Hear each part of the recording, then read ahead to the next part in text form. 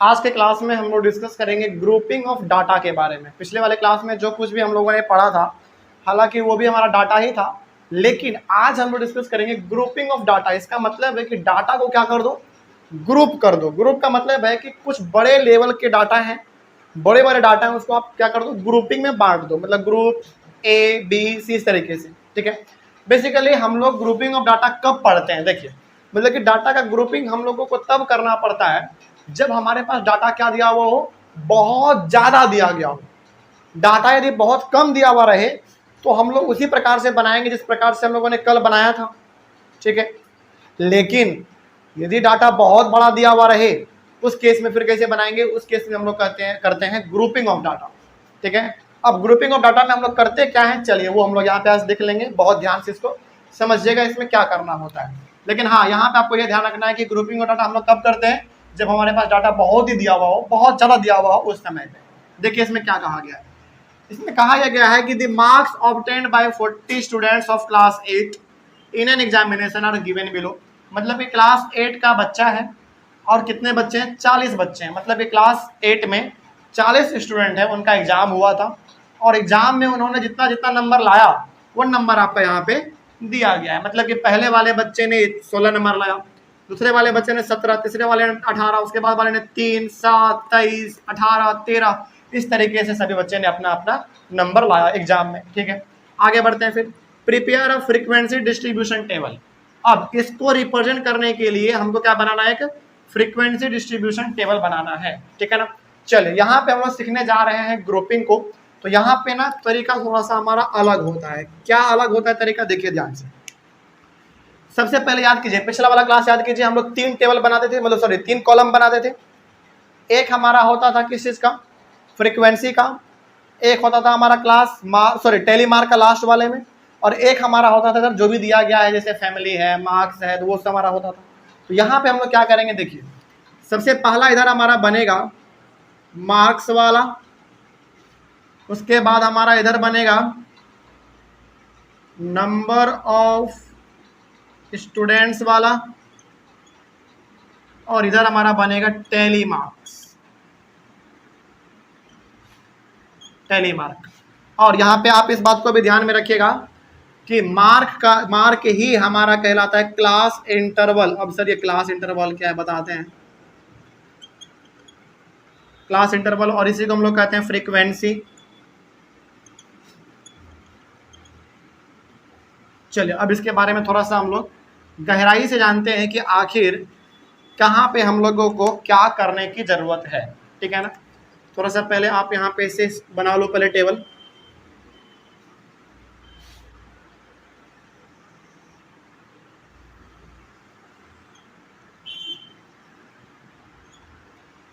और हमने आपको पिछले वाले क्लास में कहा था कि फ्रीक्वेंसी हम लोग वही वाला मानते हैं जो हमारा डाटा में दिया हुआ रहता है। जैसे हमारा डाटा में क्या दिया गया है, 40 स्टूडेंट दिया गया है, तो वही हमारा क्या कहलाएगा, फ्रीक्वेंसी कहलाएगा, ठीक है। मतलब कि यहाँ पे जो भी हम लोग लिखेंगे उसको ऐड करने पे कितना आना चाहिए, 40 आना चाहिए, तो वही हमारा होगा। और यहाँ पे क्लास इंटरवल में क्या लिखा आता है वो भी हम बताते हैं अभी, देखिए। चलिए इसको बनाने के लिए ना सबसे पहले, अच्छा एक चीज और यहाँ पे हमने छोड़ दिया जो कि हमको यहाँ पे करना चाहिए था। सबसे पहले क्या करना होता है ना, इसको बनाने से पहले इसको असेंडिंग ऑर्डर में अरेंज करना पड़ता है। कोई बात नहीं, हम लोगों ने पहले टेबल बना लिया है, तो पहले आप यहाँ पे अरेंज कर लीजिएगा, ठीक है ना। Arrange the data in ascending order. हालांकि ये स्टेप आपको टेबल के पहले करना है, इस बात को आप याद रखिएगा, क्योंकि हम थोड़ा सा भूल गए थे, तो कोई बात नहीं। टेबल को नीचे बनाइएगा और यहाँ पे जो भी हम लोग लिखने जा रहे हैं इसको थोड़ा सा टेबल के ऊपर बनाइएगा, ठीक है। चलिए तो डाटा जो हमारा यहाँ पे दिया गया है उसको सबसे पहले अरेंज करना है किसमें, असेंडिंग ऑर्डर में। पहले अरेंज कीजिए इसको असेंडिंग ऑर्डर में। तो सबसे पहले देखिए इसमें सबसे छोटा नंबर कौन सा है आपका, सबसे छोटा नंबर हमारा 1 है, तो यहाँ पे हम लोग लिखेंगे 1। चलिए देख के बताइएगा सावधानी से, क्योंकि जो टाइम इसमें लगेगा ना वो टाइम अरेंज करने में ही लगता है, उसके बाद फिर टाइम नहीं लगता है। तो सबसे पहला हमारा होगा 1, उसके बाद फिर 1 के बाद क्या है 1 कितने बार है पहले आप वो देख लो। 1 हमारा एक बार यहाँ पे था बस, उसके बाद हमारा 1 नहीं है, सॉरी 0 भी है, तो इसीलिए हमने कहा कि यहाँ पे आपको सावधानी से देखना है। 0 1 2, ठीक है। उसके बाद फिर आगे बढ़िए। 2 कितने बार है पहले वो देख लो आप। 2 हमारा एक बार यहाँ पे है, उसके बाद फिर हमारा 2 एक बार यहाँ पे है, यानी कि 2 2 बार है। 2 के बाद 3 पे आइए। 3 कितने बार है देखो, 1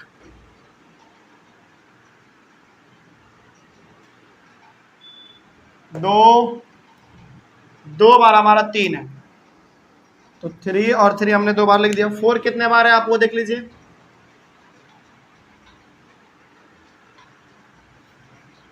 4 एक बार भी नहीं है क्या, नहीं है 4। 5 देखिए, 5 देखा जाए तो 5 हमारा एक बार यहाँ है, एक बार यहाँ है, 2 बार, एक 3 बार, 3 बार हमारे पास 5 है, तो 1 2 3। 5 के बाद 6 देखिए, 6 कितने बार है। 6 हमारा एक बार यहाँ है और फिर 6 नहीं है, एक ही बार है 6। 7 देखिए, 7 कहाँ कहाँ है, 1 2, 2 ही बार 7 है हमारा। 7 के बाद 8 पे आ जाइए। 8 कहाँ कहाँ है पहले आप वो देख लीजिए। 8 है हमारा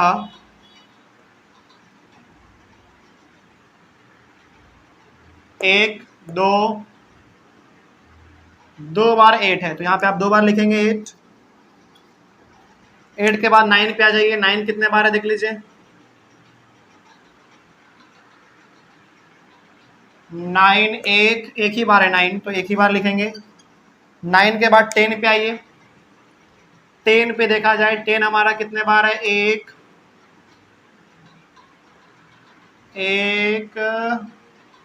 2 बार 10 है, तो 1 1 2। 10 के बाद 11 पे आ जाइए। 11 है क्या देखा जाए पहले। 11 ऊपर में नहीं है, इसमें देख लीजिए, इसमें भी 11 नहीं है, तो 11 को छोड़ देंगे। 12 देख लीजिए कितने बार है।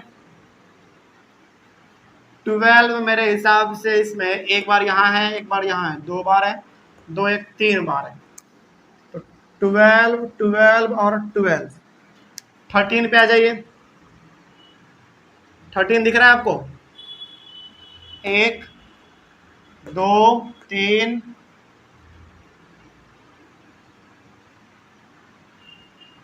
3 बार है हमारा 13, 1 2 3। 13 के बाद 14 पे आइए। 14 कहाँ कहाँ दिख रहा है, 14 14 14 14 एक बार भी नहीं है क्या, 14 नहीं है, छोड़ दीजिए 14 को। 15 देखिए, 15 देखा जाए तो 15 हमारा एक बार यहाँ पे है,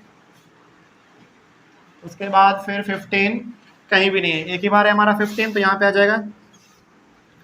15 के बाद 16 पे आइए। 16 एक बार यहाँ है, 1 1 2 3 बार 16 है, तो 1 2 3। 16 के बाद 17 पे आइए। 1 1 1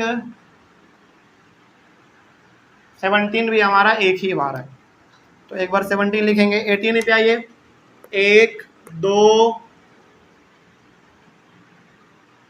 3, 3 बार हमारा 18 है, 1 2 3। इसमें ना जो समय आपको लगेगा वो समय इसी में लगता है अरेंज करने में, उसके बाद फिर समय कहीं नहीं लगेगा। 18 हो गया। 19 को देख लीजिए, 19 है क्या, 19 देखा जाए तो एक बार यहाँ है, उसके बाद फिर 19 कहीं नहीं है, तो एक ही बार 19 है। 19 के बाद 20 है क्या,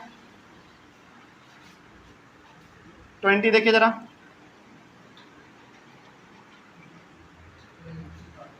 20 हमारा यहाँ पे एक बार है, एक ही बार 20 है। 20 के बाद 21 देखिए, 21 एक दो ही बार है। 22 है, 22 हमारा इसमें मेरे हिसाब से नहीं होना चाहिए, नहीं 22 इसमें नहीं है। 23 को देखिए, एक दो एक तीन बार है। 23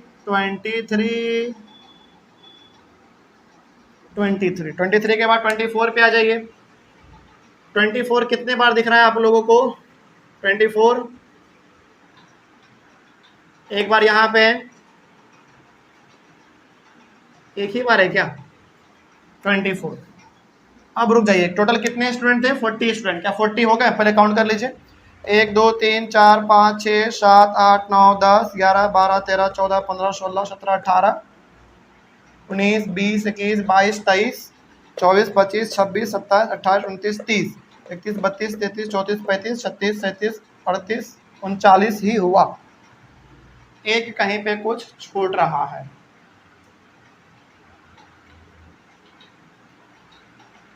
कुछ तो हमारा पक्का इसमें छूट रहा है।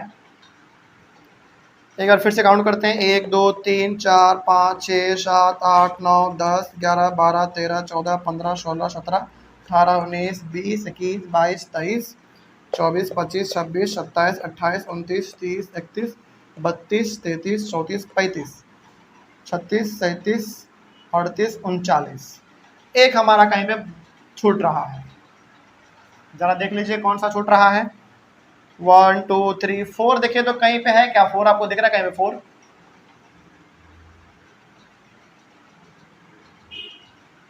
4 कहीं पे भी नहीं दिख रहा है। 5 हो गया, 6 हो गया। 6 कितने बार है? पहले 6 देख लीजिए।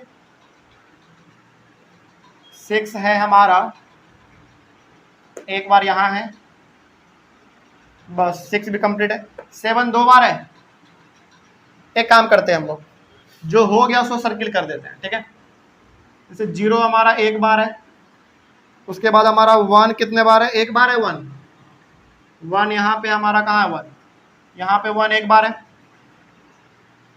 उसके बाद 2 2 बार है, तो एक बार यहाँ है और एक बार कहाँ है?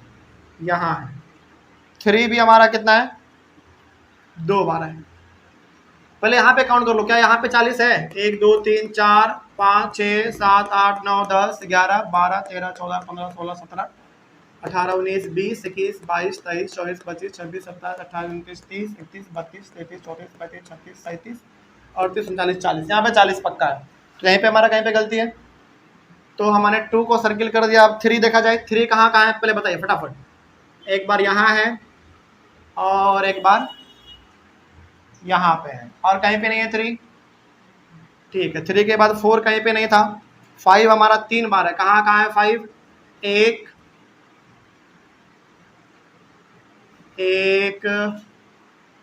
2 और ये एक 3, 5 हो गया। 6 हमारा एक ही बार है यहाँ पे, 6। उसके बाद फिर 7 हमारा 2 बार है, तो 7 एक आपको यहाँ पे दिख रहा है और एक बार 7 आपको यहाँ पे दिख रहा है। 7 के बाद 8 पे आ जाइए। 8 आपका एक बार यहाँ है और एक बार यहाँ है। 9 हमारा एक ही बार है, तो 9 हमारा एक बार मात्र यहाँ पे है। अच्छा, यहाँ पे हमारा गलती पकड़ा गया। 7 देखो यहाँ पे हमारे पास 2 बार है, तो 7 हमारा एक यहाँ हो गया और एक यहाँ हो गया। एक 7 यहाँ हमारा बीच में घुस के बैठा हुआ है ना। तो यहाँ पे हमारा 7 ही मिस्टेक था। अब तो कोई दिक्कत नहीं होगा। तो हमारा जो है ना यहाँ पे 7 छूट रहा था। अब सही है हमारा, ठीक है ना। अब हम लोग आगे बढ़ सकते हैं। तो अब हमारा 40 हो गया पूरा। ये हमारा 777 है, 7,7,7, ठीक है। देखो सबसे पहले क्या करना है आपको, इस उठा के इसको यहाँ पे लिखना है और टेबल इसके नीचे बनेगा। मतलब कि पहले ये लिखना है, उसके बाद टेबल लिखना है। यहाँ पर थोड़ा सा गलती हो गया, इसलिए आप इसको सुधार लीजिएगा।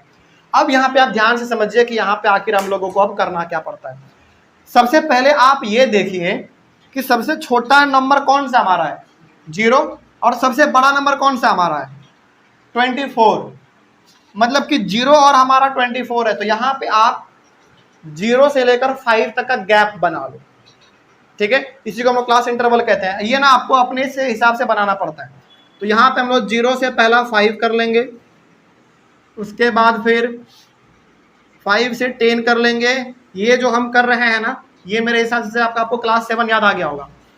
फिर 10 से 15 कर लेंगे, फिर 15 से 20 कर लेंगे, और फिर 20 से 25 कर लेंगे। इसी को क्लास इंटरवल कहते थे ना हम लोग क्लास 7 में। हालांकि इसके बारे में भी हम लोग और जानेंगे, लेकिन आप पहले यहाँ पे आप देखिए 0 से 5 का मतलब होता है इसमें हमारा इंक्लूड 0 भी होगा लेकिन 5 इंक्लूड नहीं होगा, याद रखिएगा। मतलब कि इसमें हमारे कौन कौन से आएंगे, 0 आएंगे, 1 आएंगे, 2 आएंगे और 4 आएंगे। लास्ट वाला जो हमारा 5 दिखता है ना, वो 5 इसमें नहीं आता है, इस बात को आप याद रखिएगा। तो 0 से लेकर 4 तक कितने आपको दिख रहे हैं, 1 2 3 4 5 6 दिख रहे हैं। 5 भी है लेकिन क्या 5 लेना है इसमें, नहीं लेना। 5 हमारा दूसरे वाले में आ जाएगा। तो कितना हो गया, 1 2 3 4 5 6 आ गया। तो यहाँ पे हम लोग इसको 6 लिख देंगे, ठीक है ना। उसके बाद अब आइए आप किसमें, 5 से 10 वाले में। इस वाले में 5 तो आएगा लेकिन 10 नहीं आएगा। तो 5 5 6 7 8 9 तक आएगा केवल। तो कहाँ है देखिए, 1 2 3 4 5 6 7 8 9 10 है हमारा इसमें। क्या 10 आएगा, नहीं 10 इसमें नहीं आएगा। तो 10 हमारा टोटल हो गया, तो यहाँ पे 10 लिख देंगे। उसके बाद फिर अब आ जाइए आप नीचे वाले में, 10 से 15 वाले में। 10 से 15 वाले का खासियत क्या है, इसमें 10 आएगा, 11 आएगा, 12 13 14 तक आएगा, 15 नहीं आएगा। तो 10 हमारा 1 2 3 4 5 6 7 8, केवल 8 आएगा, केवल 8। अब इस वाले में क्या करना है, 15 16 17 18 19 तक आएगा।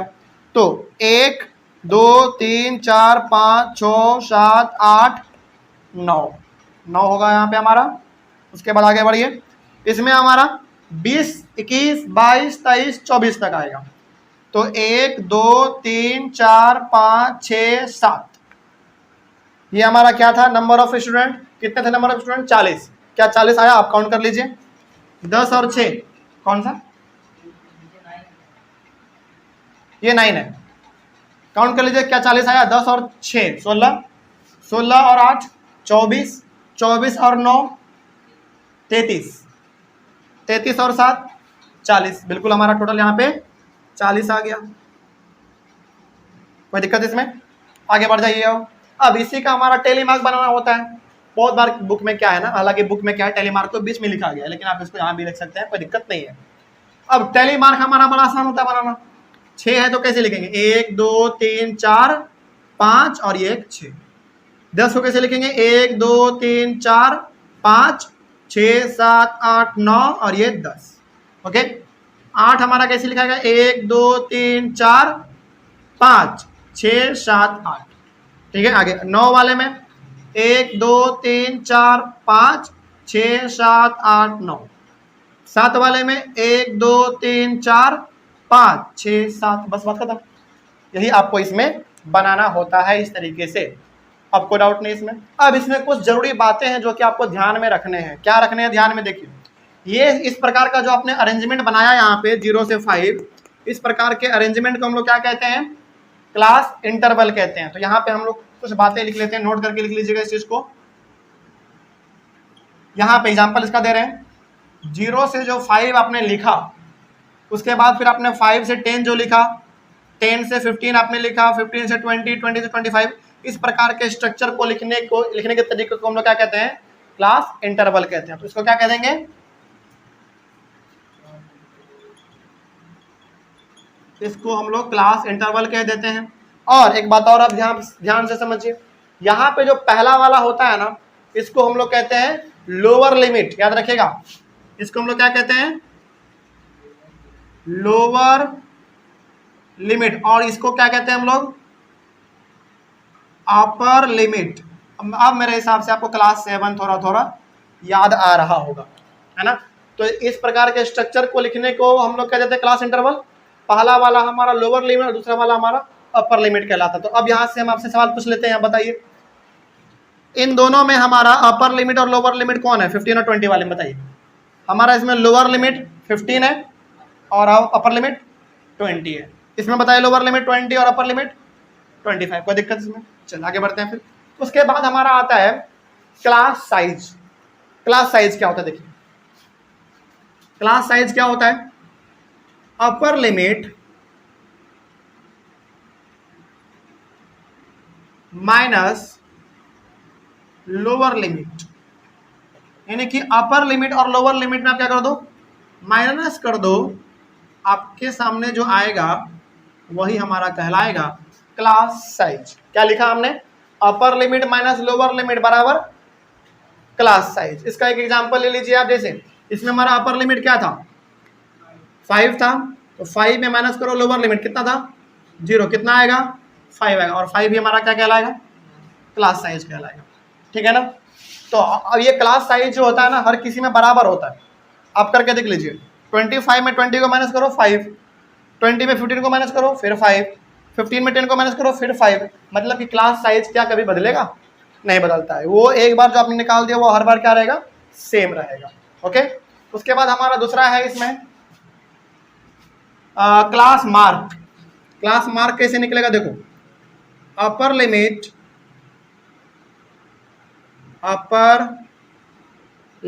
Plus lower limit, upper limit plus lower limit divided by 2, ये हमारा कहलाता है क्लास मार्क। क्लास मार्क कहलाता है ये। इसका एग्जांपल आप देख लीजिए, एक यहाँ पे एग्जांपल आ जाइए, जगह नहीं है इसलिए यहाँ पे लिख रहे हैं। अपर लिमिट क्या था हमारा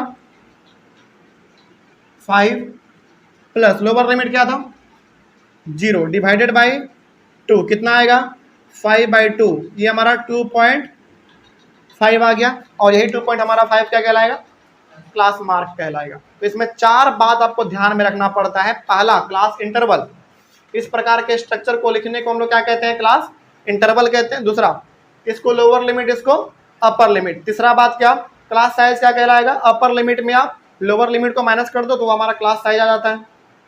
और क्लास मार्क क्या कहलाएगा, upper limit plus lower limit divided by 2, वो हमारा कहलाता है क्लास मार्क। ओके, चलिए आगे बढ़ते हैं। फिर इतना समझ लेने के बाद हम लोग आगे बढ़ते हैं। अब एक सवाल हमारा और है इस तरीके का, चलिए इसको भी हम लोग सॉल्व कर लेते हैं। इसको थोड़ा सा सावधानी से करेंगे, इसमें इतना टाइम नहीं लगाएंगे। कैसे, देखिए सबसे पहले इसको किस में अरेंज करो आप, arrange the data in ascending order. In ascending order, सबसे पहले आप इसको असेंडिंग ऑर्डर में अरेंज कर लीजिए। चलिए अरेंज करते हैं। सबसे पहले बताइए इसमें सबसे छोटा कौन सा दिख रहा है आपको, सोच के बताइए, थोड़ा देख के एकदम ध्यान से। सबसे छोटा मेरे हिसाब से इसमें आपको दिख रहा होगा 40 दिख रहा होगा। Very good. तो चलिए 40 हम लोग पहले देख लेते हैं कितने बार है, 1 2 2 और अब कहाँ 40 दो ही बार है ना, 40 2 बार है, तो यहाँ पे 40 2 बार लिख दिए। 40 के बाद कौन सा दिख रहा है बड़ा, 42 या 41, 42 दिख रहा है आपको। हाँ, तो 42 एक बार आपका यहाँ पे है, और एक बार 42 अब तो है ही नहीं, तो एक बार 42 ही है, बस एक ही बार है। 42 के बाद 43 आइए, 43 एक बार यहाँ है, उसके बाद 43 नहीं है, तो 43 एक ही बार है। 44 में आ जाइए, 44 है, 44 एक बार यहाँ पे है, और है नहीं, 44 एक ही बार है। 45 देखिए, 45 एक बार यहाँ पे है, बस एक ही बार है लगता है। 45 तो एक ही बार है। चलिए 46 कितने बार है देख लीजिए, 46 एक बार यहाँ पे है, और है नहीं, अब 46 नहीं है, तो 46 भी हमारा एक ही बार है। 47 देख लीजिए, एक बार यहाँ पे है, 47 एक बार यहाँ पे है, और एक बार 47 हमारा यहाँ पे है, 2 बार हो गया, 2 ही बार है 47। तो 47 और 47 आप लोग भी जब बनाइएगा ना तो पेंसिल से सर्कल करते चले जाइएगा, नहीं तो फिर दिक्कत हो जाएगा, बहुत टाइम लग जाएगा फिर। 47 के बाद 48 आइए, 48 1 2 3 3 है हमारे पास, तो 48 48 48 48 के बाद 49 पे आइए। 49 कहीं पे दिख रहा है आपको? 49 मेरे हिसाब से नहीं है, इसे छोड़ दीजिए। 50 पे आइए, 50 तो दिख रहा होगा, 1 2 3 3 बार है 50, है ना, 1 2 3। 50 के बाद 51 पे आ जाइए। 51 एक बार यहाँ पे है, 1 एक ही बार है। कितना आसान हो गया ना सर्किल करने के बाद। 51 के बाद 52 पे आइए। 52 एक बार यहाँ है, एक बार यहाँ है, 2 बार, 2 ही बार हमारा 52 है।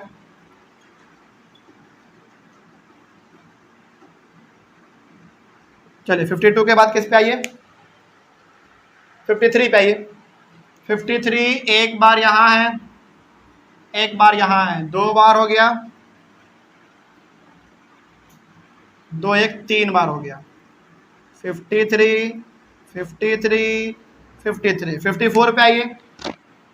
54 54 54 एक बार यहाँ है, एक बार यहाँ है, और 54 नहीं है, तो कितने बार हुआ? 2 बार हुआ। एक बार कहाँ था भाई? एक बार यहाँ, एक बार यहाँ, 2 बार 54 है। 54 के बाद 55 पे आइए। 55 हमारा एक बार यहाँ दिख रहा है, एक बार यहाँ दिख रहा है, और एक बार यहाँ पे दिख रहा है, 3 बार है। तो 55 55 और 55। 55 के बाद 56 पे आइए। 56 एक बार यहाँ है, एक ही बार है क्या? हाँ, 56 एक ही बार है। 56 के बाद 57 पे आइए। 57 सॉरी 56 कहाँ था? 56 एक बार यहाँ और एक बार यहाँ भी है, 2 बार है, ध्यान से देखिएगा। 56 नहीं तो फिर दिक्कत हो जाएगा। 56 के बाद 57 पे आइए। 57 नहीं है, 58 पे आइए। 58 एक बार यहाँ है और एक बार यहाँ है, तो 2 बार है। 58 58 58 के बाद 59 है? नहीं, 59 नहीं है। 59 के बाद 60 है, एक बार, 2 बार, तो 60 हमारा 2 बार हो गया। 60 के बाद हमारा केवल 60 के बाद 61 है क्या? नहीं, 61 नहीं है, 62 है, एक बार यहाँ है और एक बार यहाँ है, 62, और एक लास्ट हमारा बच रहा है केवल यहाँ पे एक 63। और कुछ बचा? नहीं बचा। तो अब इसमें क्या कहा गया था, सवाल को पढ़िए अब। द वेट्स इन केजी में दिया गया है वेट हमारा, और 35% सर गिवन बिलो, यानी कि 35 आदमी का जो वेट है, 35 आदमी का वेट हमारा यहाँ पे दिया हुआ है, ठीक है। इसका फ्रीक्वेंसी डिस्ट्रीब्यूशन टेबल आपको बनाना है। सबसे पहले आपने इसको अरेंज कर लिया असेंडिंग ऑर्डर में। पहले काउंट करो कि 35 है कि नहीं। 1 2 3 4 5 6 7 8 9 10 11 12 13 14 15 16 17 18 19 20 21 22 23 24 25 26 27 28 29 30 31 32 33 34 35 बिल्कुल पूरा है, ठीक है ना। चलिए इसको अब टेबल बनाने के लिए हमारे पास जगह कम है, इसको मिटा देते हैं, ठीक है ना।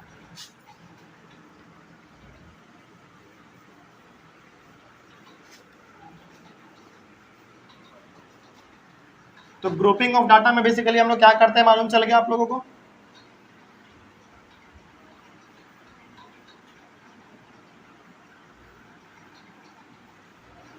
चलिए इसका भी हम लोग टेबल बनाएंगे यहाँ पे।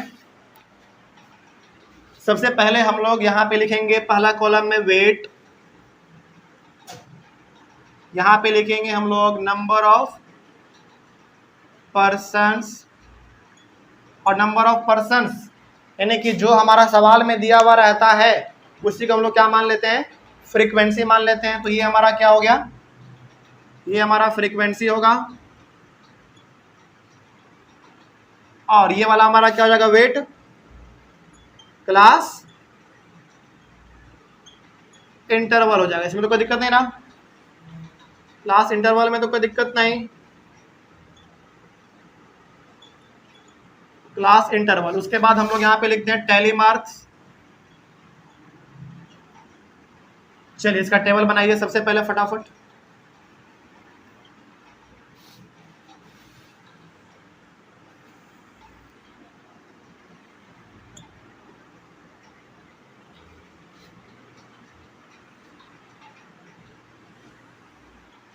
चलिए देखिए अब ध्यान से, इसमें हमने क्या कहा था आपको, क्लास इंटरवल लिखने के लिए सबसे पहले आप ये पता कीजिए कि सबसे छोटा नंबर कौन सा है, 40, सबसे बड़ा कौन है, 63। तो आप इसमें कोशिश क्या कीजिए, क्लास इंटरवल यानी कि क्लास साइज जो है हमारा वो कितना का होना चाहिए, आप कितना का रखना चाहते हैं, 5 का, 10 का, कितना का, 5 का रखना चाहते हैं, मतलब कि गैप हमारा अपर लिमिट और लोअर लिमिट में गैप कितना, 5 का रखना चाहते हैं तो 5 का बना लीजिए, आप 10 का रखना चाहते हैं तो आप 10 का बना लीजिए।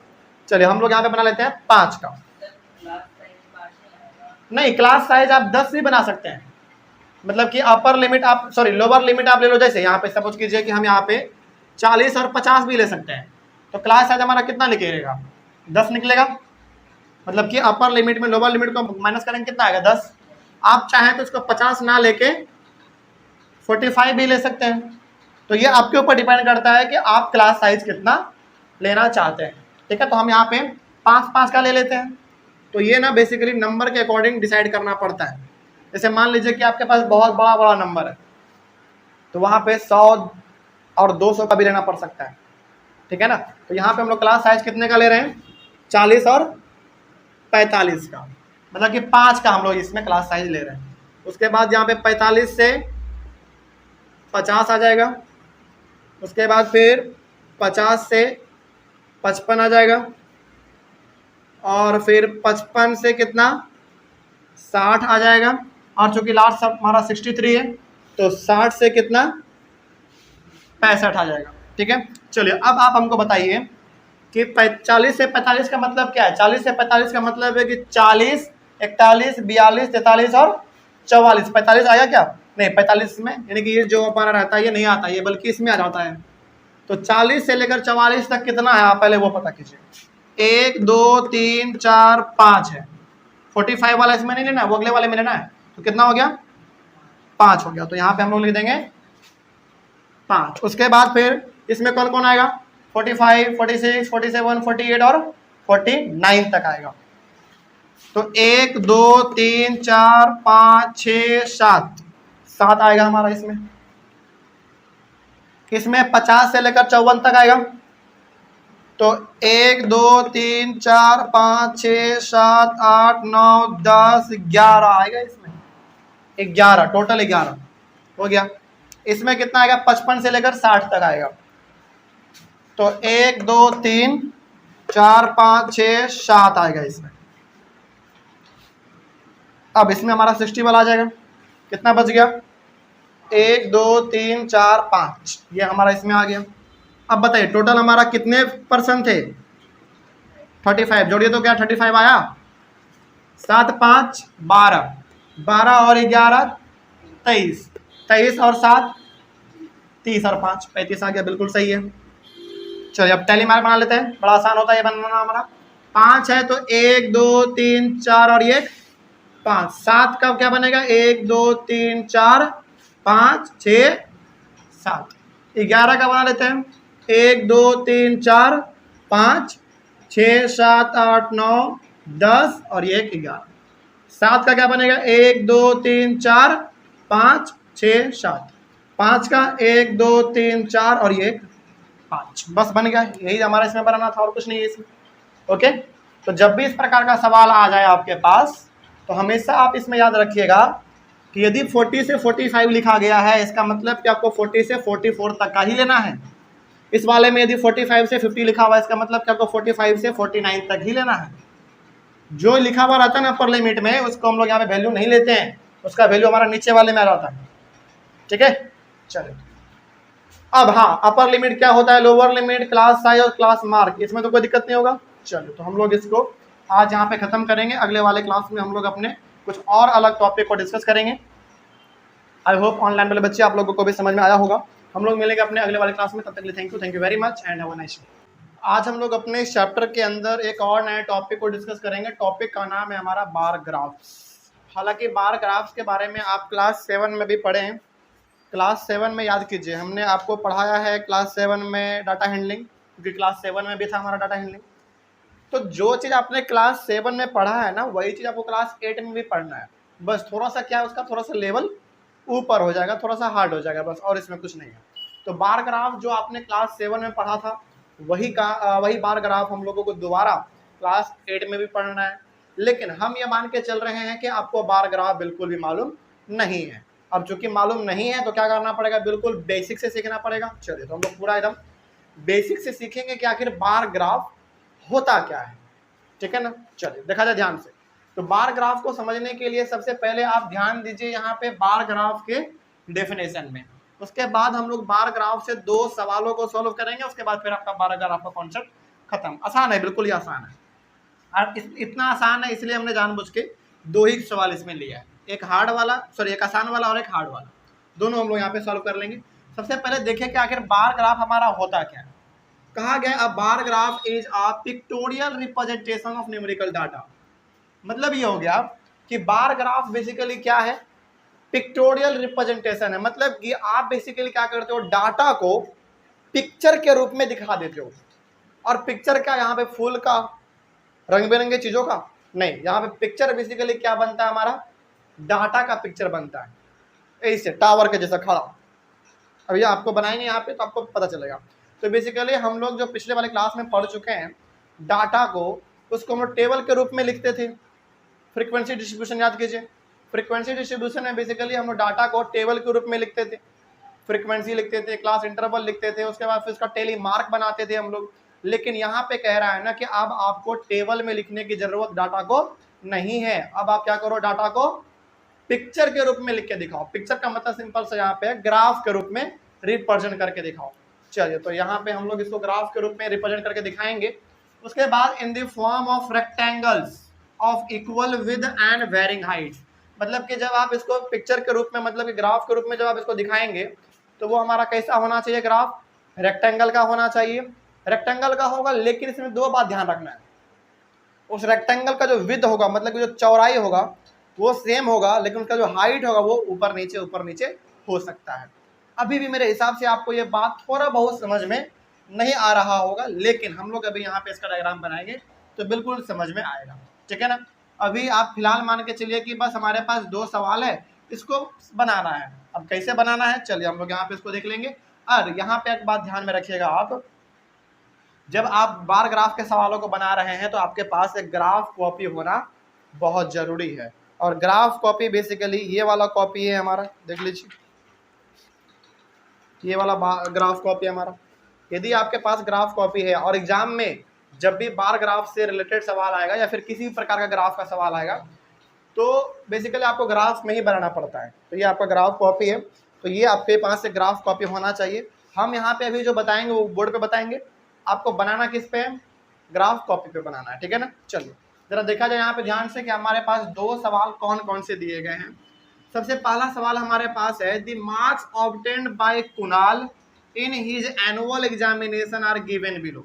एनुअल एग्जामिनेशन का मतलब वही जो 100 मार्क्स का होता है, साल में होता है जो आपका एनुअल एग्जामिनेशन, साल के लास्ट में। मतलब कि आप मान लो क्या बात कर रहा है, केवल फाइनल एग्जाम का यह बात कर रहा है। तो फाइनल एग्जाम आपका 100 मार्क्स का होता है। तो कुणाल के स्कूल में इसका जो है ना फाइनल एग्जाम हुआ। इन्होंने कितना कितना नंबर अचीव किया अपने फाइनल एग्जाम में। हिंदी में किया 63, इंग्लिश में 75, मैथ में 90, साइंस में 72 और सोशल स्टडी मतलब एसएसटी में 58 इन्होंने अचीव किया। Draw a bar graph to represent the above data. तो इस डाटा को रिप्रेजेंट करने के लिए आप क्या बनाओ, एक बार ग्राफ बनाओ। चलिए हम लोग बनाते हैं इसको बार ग्राफ। यहाँ पे ध्यान से समझिएगा, ये बहुत इंपॉर्टेंट चीज है, ठीक है ना। तो सबसे पहला सॉल्यूशन आपका यहाँ पे रहा, सॉल्यूशन नंबर पहला। बार ग्राफ जिस तरीके से हम बता रहे हैं आपको, बहुत ध्यान से समझिए इसको, क्योंकि ये बहुत इंपॉर्टेंट होता है। तो बार ग्राफ हमारा कुछ इस तरीके का बनेगा।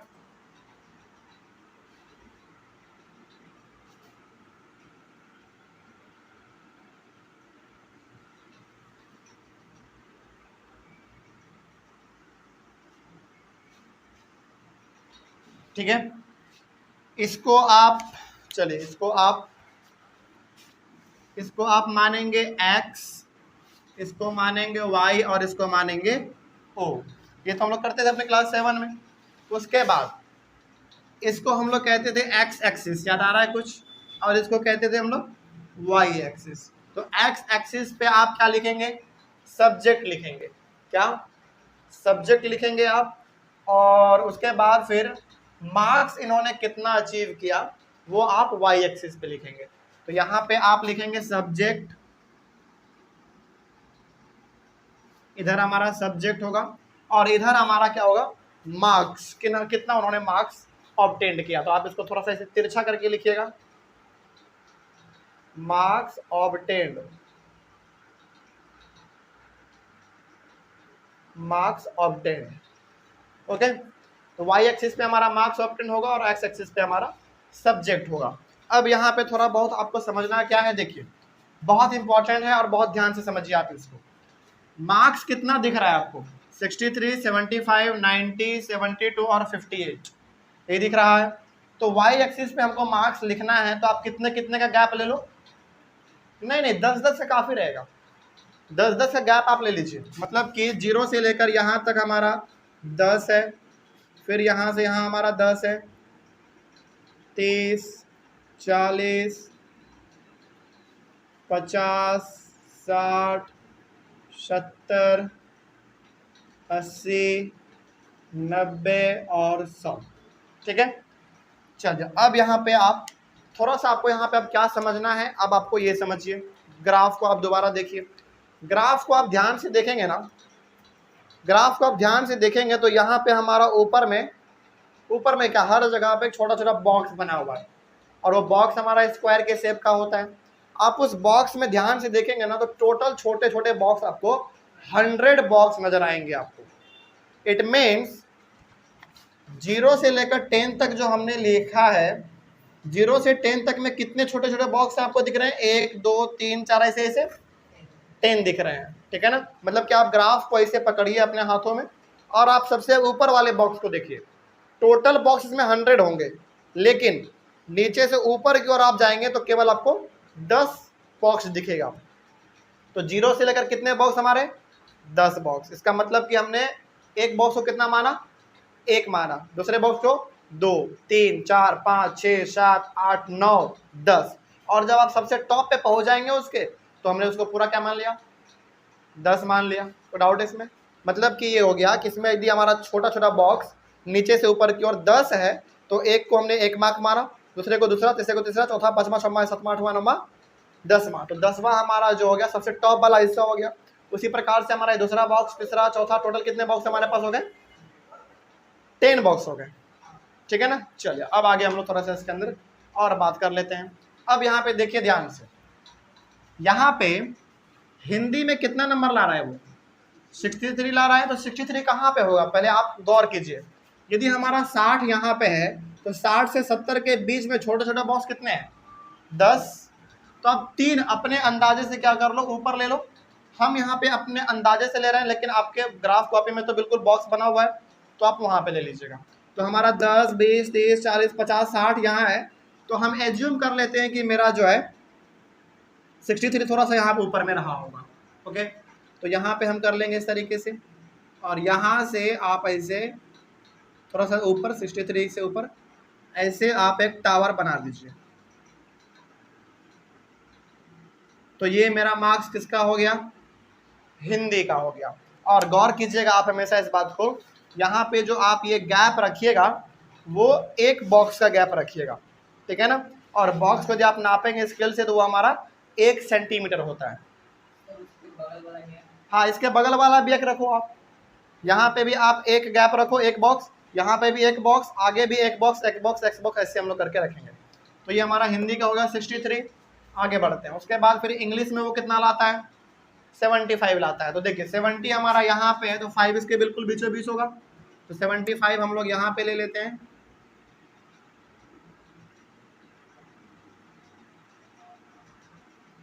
यदि मेरे से यहाँ पे थोड़ा सा टेढ़ा बन जाए तो कोई बात नहीं, क्योंकि हम बोर्ड पे बना रहे हैं तो थोड़ा सा टेढ़ा हो सकता है, तो आप लोग इसको अपने स्केल से बनाइएगा तो आपका बिल्कुल सही बनेगा। तो ये हमारा किसका हो गया, 75 हो गया इंग्लिश का। उसके बाद फिर आगे बढ़ते हैं, फिर मैथ में वो लाता है 90 मार्क्स, एकदम बिल्कुल एग्जैक्ट 90। तो यहाँ पे हमारा 90 है, तो इसके सामने हम लोग कर लेते हैं। और यहाँ पे आपको क्या मान के चलना है कि सभी के बीच में गैप कितने का है, यानी कि एक एक बॉक्स का गैप है। यहाँ भी एक बॉक्स का, यहाँ यहाँ यहाँ हर जगह पे एक एक बॉक्स का गैप है। आगे बढ़ते हैं, फिर मैथ का हो गया। उसके बाद साइंस में वो लाता है 72। तो यदि हमारा 70 ये है तो 72 थोड़ा सा इससे ऊपर होगा बस, मतलब कि हमारा 75 वाला था तो इससे थोड़ा सा तो नीचे ही होगा। यहाँ पे मान लेते हैं हम लोग, ये कितना होगा, 72 होगा, इसे आप एज्यूम कर लीजिए। आप इसको अपने ग्राफ कॉपी पे बनाइएगा तो बिल्कुल आपका सही बनेगा। ग्राफ कॉपी पे ना बेसिकली देखिए आप, यदि हमारा एक इतना बड़ा बॉक्स है तो इसमें 10 होता है, 1 2 3 4 5 6 7 8 9 10, है ना। और ऐसे भी हमारा कितना होता है, 10, 1 2 3 4 5 6 7 8 9 10, इस तरीके का होता है, ठीक है ना। मतलब कि टोटल बॉक्स यदि आप इसमें काउंट करेंगे तो 100 होते हैं, टोटल 100 होते हैं।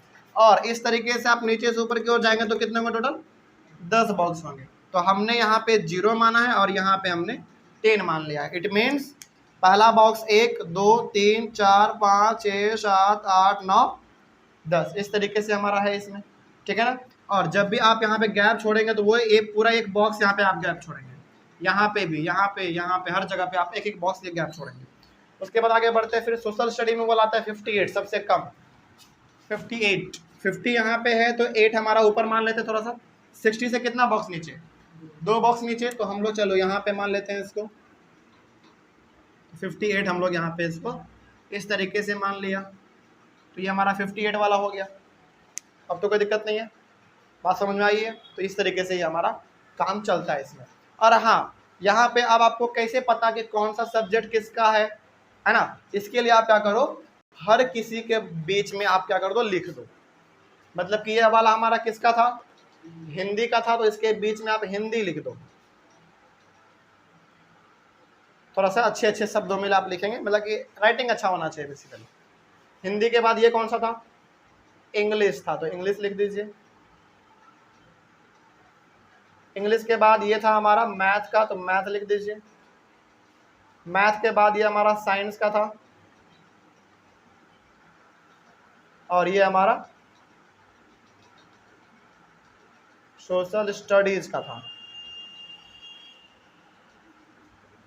हालांकि आप चाहें तो इसके नीचे में भी लिख सकते हैं इसका नाम, लेकिन अंदर में लिखेंगे ना थोड़ा सा अट्रैक्टिव ज़्यादा लगता है। तो ये हमारा हो गया पूरा ग्राफ कंप्लीट। लेकिन यहाँ पे अभी भी आप एक चीज़ मिस कर रहे हैं, वो है हमारा लिखना क्या, स्केल। याद कीजिए, स्केल इसमें लिखना बहुत इंपॉर्टेंट है। या जैसे आपका ये ग्राफ कॉपी है, आपने ये सारा काम कर दिया, अब यहाँ पे आप लिखोगे कोने में स्केल। स्केल बहुत लिखना इंपॉर्टेंट है, इस बात को आप याद रखिएगा। स्केल में आप क्या लिखते हो, बेसिकली देखो, ये जो हमारा पूरा होता है ना एक बॉक्स, ये 1 सेंटीमीटर का होता है। इसके लंबाई और चौड़ाई को आप नापेंगे तो 1 सेंटीमीटर का होता है। ये भी 1 सेंटीमीटर, यहाँ से यहाँ भी 1 सेंटीमीटर, यहाँ से यहाँ भी 1 सेंटीमीटर, और यहाँ से यहाँ भी 1 सेंटीमीटर। मतलब ये बॉक्स कैसा होता है, बेसिकली स्क्वायर के शेप का होता है, 1 1 सेंटीमीटर चारों हिस्सा होता है इसका। तो यहाँ पे आप बोलेंगे, लिखेंगे स्केल में, स्केल 1 सेंटीमीटर इक्वल्स टू, मतलब कि 1 सेंटीमीटर को आपने कितना मार्क्स माना है, 10 मार्क्स माना। तो यहाँ पे आप लिख देंगे 1 सेंटीमीटर इक्वल्स टू 10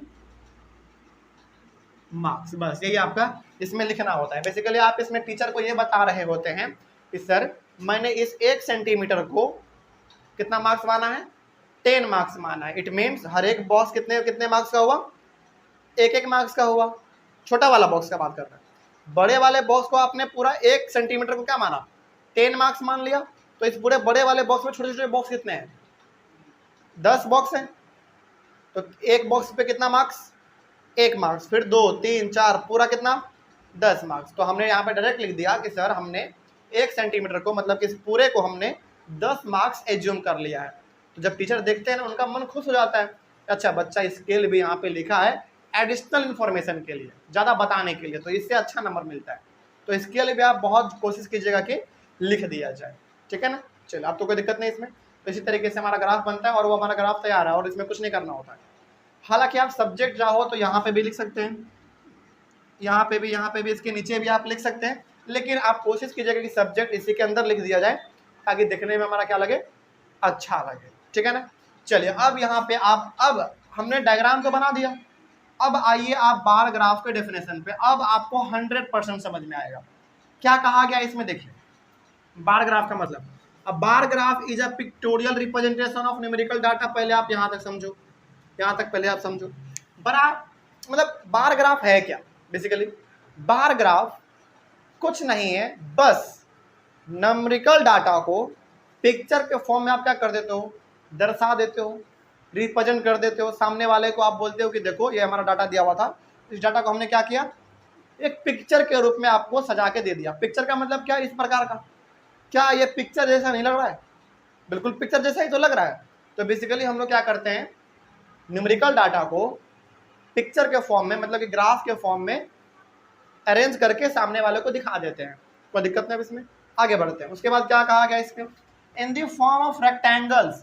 किस फॉर्म में, रेक्टेंगल के फॉर्म में। आप ध्यान से देखिए तो क्या ये आपको एक रेक्टेंगल दिख रहा है, बिल्कुल रेक्टेंगल ही तो है। रेक्टेंगल हमारा कैसा होता है, ऐसा होता है, देखो इसी को हमने क्या कर दिया, बस ऐसे उठा दिया है, ये रेक्टेंगल ही तो है। तो वही इसमें लिखा गया था कि इन the form of rectangles of equal with. Equal with का मतलब है कि हर एक रेक्टेंगल का जो चौड़ाई होगा वो क्या होगा, इक्वल होगा। मतलब कि जितना चौड़ाई इसका है उसका ही इसका इसका सभी का चौड़ाई क्या होगा, बराबर होगा। लेकिन क्या हाइट भी सेम होंगे सबके, नहीं, हाइट कभी भी सबका सेम नहीं होगा। And varying height, varying heights का मतलब है किसी का हाइट बहुत ऊपर होगा, किसी का बहुत नीचे भी होगा। जैसे देखो 90 हमारा सबसे ऊपर में था, 58 हमारा सबसे नीचे में था सोशल स्टडी में। तो बेसिकली बार ग्राफ कुछ नहीं है, बार ग्राफ बेसिकली हमको ये बताता है कि आप न्यूमेरिकल डाटा को क्या कर दो, पिक्चर के रूप में रिप्रेजेंट करके सामने वाले को दिखा दो। इसमें हमारा जो बार ग्राफ बनता है वो किस फॉर्म का होता है, रेक्टेंगल के शेप का होता है। और दूसरी बात, इसके सभी के चौड़ाई यानी कि विद क्या होंगे, इक्वल होंगे। और हाइट का इक्वल होगा, नहीं हाइट इक्वल नहीं होते, वो सबका अलग अलग हो सकता है। बस यहाँ पे आपको ध्यान में ये रखना है कि हर जगह आप कितने कितने का गैप लेंगे, एक एक बॉक्स का, मतलब कि इतना इतना का बॉक्स का गैप लेंगे। पहले वाले को एक बॉक्स छोड़ दो, दूसरे पूरे बॉक्स को आप हिंदी मान लो, फिर एक बॉक्स छोड़ दो, फिर उसको आप इंग्लिश मान लो, फिर बॉक्स छोड़ो, फिर मैथ मान लो, इस तरीके से। अब तो कोई डाउट नहीं इसमें। तो यही था हमारा बेसिकली बार ग्राफ। आगे बढ़े हम लोग। चलिए बार ग्राफ के बाद अब हमारा, हालांकि बार ग्राफ ही है हमारा दूसरा वाला भी, लेकिन इसमें डाटा थोड़ा सा बड़ा है। क्यों बड़ा है, क्योंकि देखिए इसमें हमारा 63, 75, 90, 72, 58 था। इस वाले में डाटा देखिए एकदम 800, 1300, 1060, 920, 404, सॉरी 1440, इस प्रकार का हमारा बड़ा बड़ा डाटा दिया हुआ है। तो जब बड़ा डाटा दिया हुआ रहे तो किस प्रकार से उसको हम लोग बनाएंगे। चलिए तो हम लोग इसको भी थोड़ा सा यहाँ पे जान लेते हैं कि आखिर बड़ा वाला डाटा दिया रहे तो उसको कैसे बनाएंगे। हालांकि बनाएंगे ऐसे ही, बड़ा वाला डाटा देख के ना आप लोग घबरा जाते हो, नहीं इसमें घबराना नहीं होता है। बेसिकली जो आपने तरीका सीख लिया है उसी को अप्लाई करना है। बस करना क्या है, जैसे आपका यहाँ पे नंबर छोटा छोटा था तो आपने कितने कितने का गैप लिया, 10-10 का गैप लिया। उसी प्रकार से यहाँ पे हमारा नंबर बहुत बड़ा बड़ा है तो अब ऑब्वियस सी बात है आप कितने कितने का गैप लोगे, 100 का ले लो, बहुत आसान रहेगा। 100 का गैप ले लेंगे तो हमारा बन जाएगा, आराम से बन जाएगा। तो यही पे बच्चा घबरा जाता है, नहीं यहाँ पे घबराना नहीं है, बड़ा आसान तरीके से बनाना है। बस थोड़ा सा अपना कॉमन सेंस इस्तेमाल करना है और बताना है कि भाई इतना बड़ा बड़ा नंबर है तो हम कितने कितने का गैप लेंगे। तो वैसी बात हमको साफ यहाँ पे देखने से लग रहा है कि यदि हम 100 का गैप ले ले तो मेरा सवाल बन जाएगा। हालांकि इसको और समझाएंगे हम लोग, अच्छी तरीके से समझ में आएगा। पहले इसको मिटा देते हैं। हाँ ले सकते हैं, बिल्कुल ले सकते हैं। लेकिन वहां पे ना एक काम करना पड़ता है, उसको हम लोग कहते हैं जिग जैग। उतना टेंशन मत लो, डायरेक्ट लिखो पूरा, ठीक है ना। चलो शुरू करें, इसको मिटा दे। हाँ, इसका ऑनलाइन वाले बच्चे स्क्रीनशॉट ले लीजिए सबसे पहले। अब इसको मिटा के सवाल नंबर हमारा दूसरा बनाते हैं।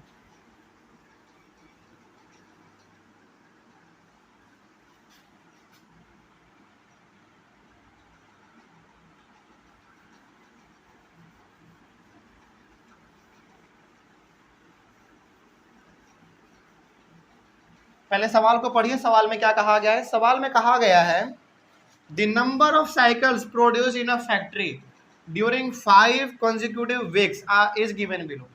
5 consecutive वीक्स का मतलब क्या हो गया, लगातार 5 सप्ताह तक, मतलब कि लगातार 5 सप्ताह तक एक फैक्ट्री है जो कि साइकिल बनाता है।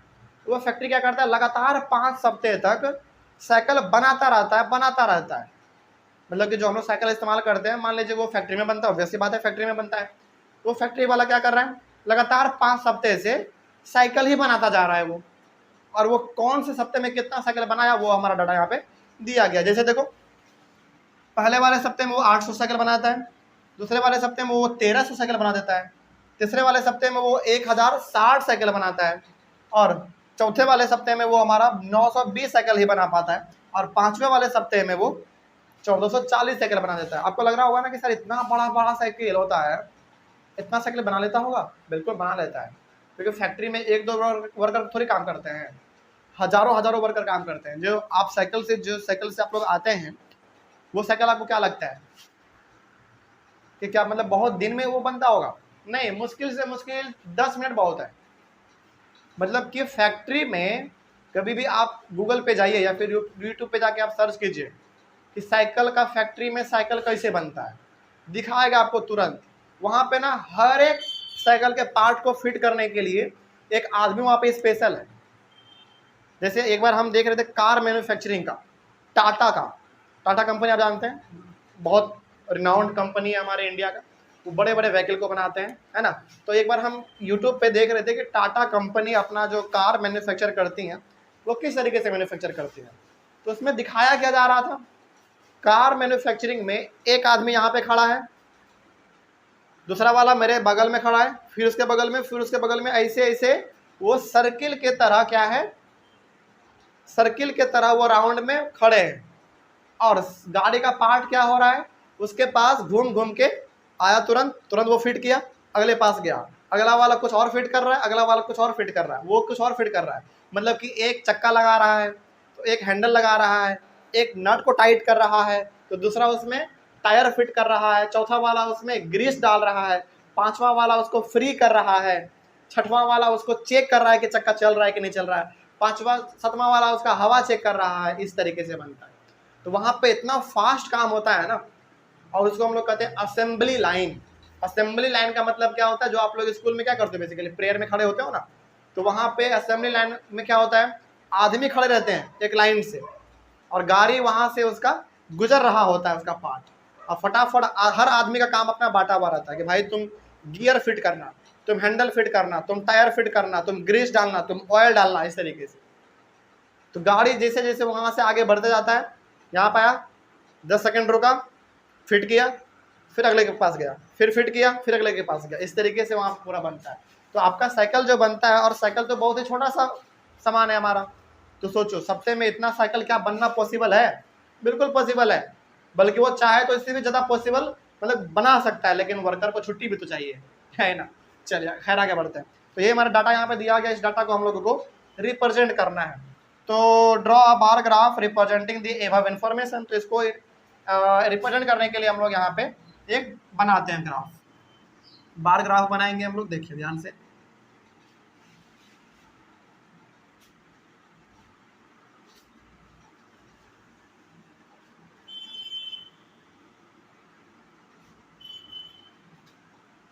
हाँ चलिए, ये हमारा y होता है, ये o होता है, और ये हमारा x होता है। और इस वाले पे हम लोग क्या रखते हैं, बताइए क्या रखेंगे? इसमें हम लोग रखेंगे वीक, मतलब कि सप्ताह। इधर हम लोग वीक रखेंगे और इधर हम लोग नंबर ऑफ साइकिल्स प्रोड्यूस्ड रख देंगे, तो नंबर ऑफ साइकिल्स प्रोड्यूस्ड रख देंगे इधर हम लोग, number of cycles produced, number of cycles produced हम लोग इधर रख देंगे।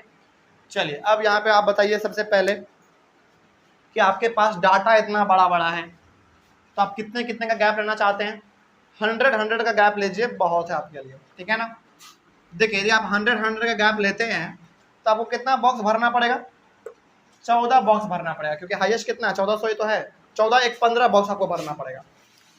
तो यहाँ पे आप मान लो पहला मतलब कि 100, 200, 300, 400, 500, 6, 7, 8, 9, 1000, 1000 के बाद 1100, 1200, 1300, 1400 और ये हमारा 1500, ठीक है ना।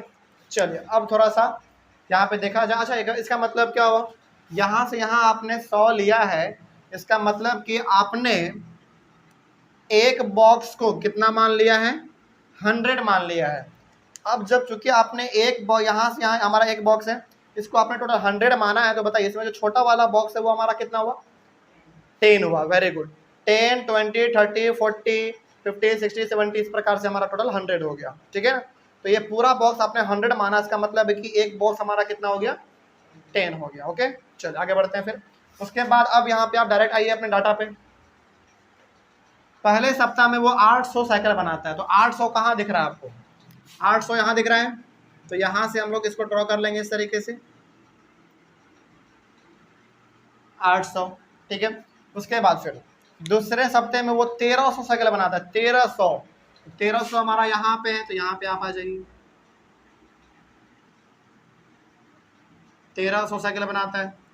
उसके बाद तीसरे सप्ताह में वो कितना बनाता है, 1060। 1060 को चले पहचानते हैं, कैसे पहचानेंगे, 1000 हमारा यहाँ पे है और 1000 से लेकर 1100 के बीच में कितना का गैप, 100 का गैप है। तो टोटल बॉक्स भी कितने होंगे, छोटे छोटे 10 बॉक्स होंगे। तो आप एज्यूम कर लीजिए कि हमारा जो 60 आएगा वो 6 बॉक्स ऊपर आएगा, ऑब्वियस सी बात है। तो चलिए हमारा यदि यहाँ पे 1000 है, तो 1000, 10, 20, 30, 40, 50, 60 ऐसे करके आप मान लो यहाँ पे हमारा आ रहा है। ओके मतलब कि 1000 तो सबसे पहले आपको जाना ही है, और आप अपने ग्राफ पे इसको बनाइएगा तो आपको पहचानने में दिक्कत नहीं होगा। बस 1000 पे आप पहुंच जाइए, 1000 के कितने बॉक्स ऊपर जाना है आपको, 6 बॉक्स जाना है। तो लेकिन यहाँ पे हम एज्यूम कर लिए उस तरीके से। चलिए आगे बढ़ते हैं। फिर चौथे सप्ताह में वो कितना बनाता है, 920 बनाता है। तो 900 तो हमारा यहीं पे हो गया, 20 का मतलब कितना बॉक्स ऊपर, 2 बॉक्स ऊपर। तो चलो मान लेते हैं 10, 20, यहाँ पे हमारा अंदाजा आएगा थोड़ा, और इसको आप ग्राफ पे बनाएंगे ना बिल्कुल आपका सटीक बनेगा, और देखने में भी ग्राफ पे ये बहुत अच्छा लगता है, ठीक है ना, मतलब बहुत अच्छा लगता है ग्राफ में बनाने में। उसके बाद फिर आगे बढ़ते हैं। फिर 5वें सप्ताह में वो 1440 साइकिल बनाता है। तो 1400 तो हमारा यहीं पे आ गया, 40 का मतलब कितने बॉक्स ऊपर, 4 बॉक्स ऊपर। तो 1, 2, 3, 4 आप अंदाजा करके यहाँ पे हम लोग मान लेते हैं, ये है हमारा अंदाजे के तौर पे हम लोग यहाँ पे इसको मान लिए, कोई दिक्कत नहीं ना। तो इस तरीके से हमारा 1440 वाला साइकिल हो गया, बस बन गया। अब इसमें कुछ नहीं करना आपको, और आप चाहते हो कि थोड़ा सा एडिशनल इसको बना दिया जाए इन्फॉर्मेशन के लिए, तो आप यहाँ पे लिख दो ये हमारा कौन सा वीक है, फर्स्ट वाला है, तो आप यहाँ पे फर्स्ट लिख दो, इसको सेकेंड लिख दो, इसको आप थर्ड लिख दो, थर्ड के बाद इसको फोर्थ लिख दो, और इसको फिफ्थ लिख दो।